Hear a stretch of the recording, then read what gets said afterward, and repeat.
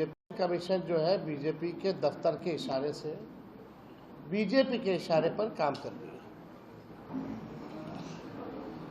लगातार हम लोगों ने कई बार प्रेस कॉन्फ्रेंस किया, दिल्ली में चुनाव आयोग से हम लोग मिले, बिहार में चुनाव आयोग से मिले, कोई नतीजा जो है सामने नहीं आया।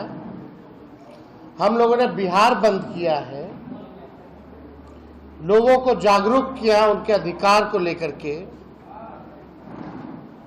लेकिन मिस्टर ज्ञानेश गुप्ता और इलेक्शन कमीशन के लोगों ने, सुप्रीम कोर्ट भी हम लोग गए, सुप्रीम कोर्ट ने सलाह भी दी, लेकिन ज्ञानेश गुप्ता और उनके इलेक्शन कमीशन के लोगों ने एक बार भी प्रेस कॉन्फ्रेंस करके कोई जवाब नहीं दिया।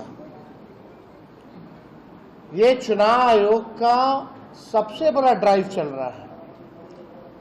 एसआईआर जो होता है सबसे बड़ा ड्राइव होता है, जहां मतदाताओं की सूची बनती है, लोगों को जोड़ा जाता है।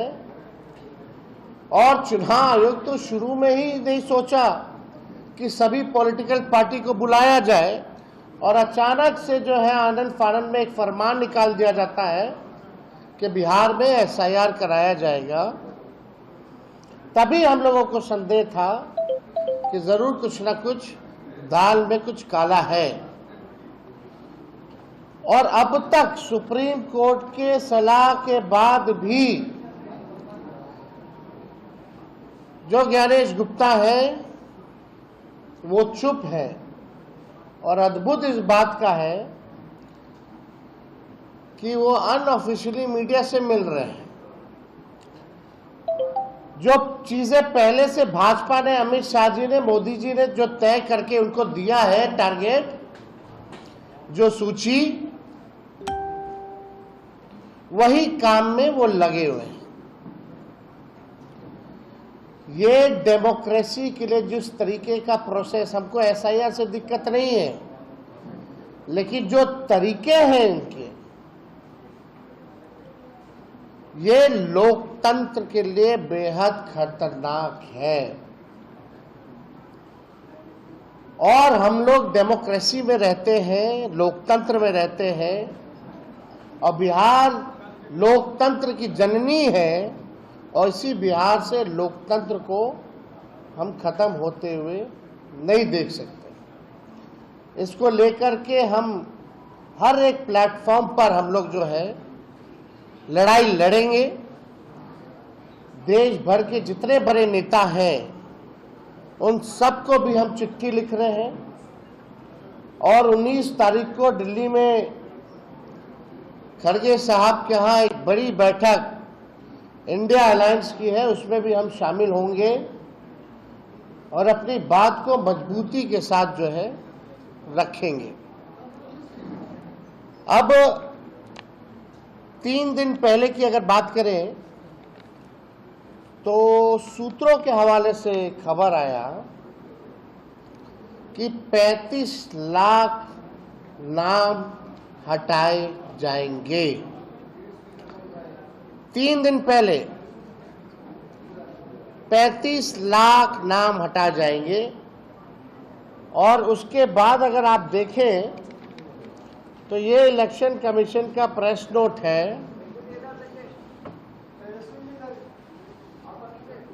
ये 16 तारीख का है, जिसमें अलग अलग जो बाहर जो लोग हैं कितना शिफ्ट कर गए, कितना वो हो गए, उसकी जानकारी है। लेकिन कल एक नोटिफिकेशन जो है प्रेस नोट इलेक्शन कमीशन जारी करता है, और उसमें हूबहू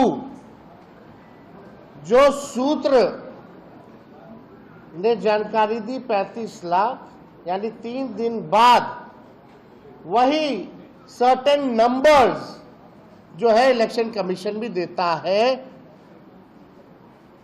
हटाने की बात करता है।